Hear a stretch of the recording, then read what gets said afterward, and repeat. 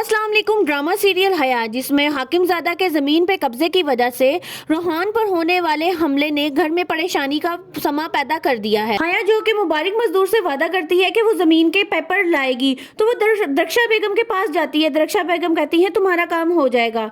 तो अगले ही दिन हाकिमजादा उनके घर के बाहर खड़ा होता है। आदम चचा ड्राइवर से कहकर उसको ड्राइंग रूम में बिठाते हैं, जिसपे ये बात सुन के घर वाले परेशान हो जाते हैं कि वो आखिर यहाँ क्या लेने आया है। तो हया उस पे कहती है वो आया है माफी मांगने।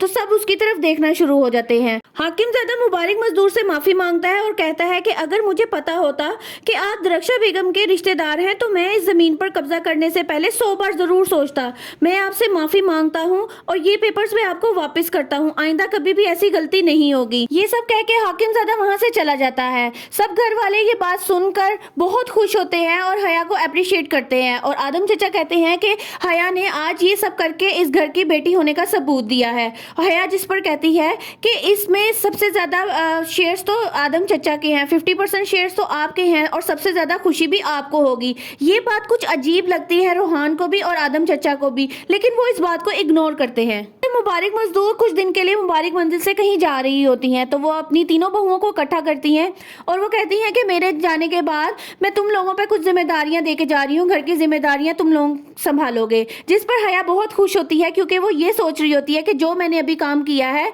तो इसके बदले में मुबारक मजदूर मुझे घर की जिम्मेदारी देके जाएंगी। लेकिन ऐसा कुछ भी नहीं होता। मुबारक मजदूर कहती हैं कि घर की चाबियां और घर का हर फैसला जो है वो रिफत करेगी। ये बात सुननी ही थी कि हया एकदम चौंक जाती है और उसको बहुत शदीद गुस्सा आता है कि मैंने इस घर के लिए इतना कुछ किया और बदले में मुझे कुछ नहीं मिला और बदले में इनाम की हकदार तो रिफत भाभी हो गई। मजदूर जब इरम और आसिया बेगम से मिलने उनके घर जाती हैं, इरम जो कि मुबारक मजदूर से नाराज होती है क्योंकि उन्होंने हक का साथ नहीं दिया होता, तो इरम उनको तंजिया बातों का निशाना बनाते हुए कहती है कि जो लोग सच देखने की सलाहियत से महरूम है अल्लाह इन्हें ये कुव्वत बख्शे, और जो लोग दूसरों के साथ नाइंसाफी करते हैं और इनका साथ देते हैं अल्लाह इन्हें हदायत दे और मजलूमों पर अपना खास करम करे। जिस पर मुबारक मजदूर चुप रह जाती हैं और आसिया बेगम भी उनका मुंह देखने लग जाती है। हया जिसको ये बात बिल्कुल भी हजम नहीं हो रही कि मुबारक मजदूर ने सिर्फ रिफत भाभी को ही क्यों घर की जिम्मेदारी दी है, आखिर उन्होंने इस जिम्मेदारी के लिए हया को क्यों नहीं चुना। अब हया रिफत भाभी को मुबारक मजदूर की नजरों में गिराने के लिए क्या नई चाल चलेगी। मजीद मालूमात जानने के लिए मेरी वीडियोस को लाइक करें और चैनल को सब्सक्राइब करें।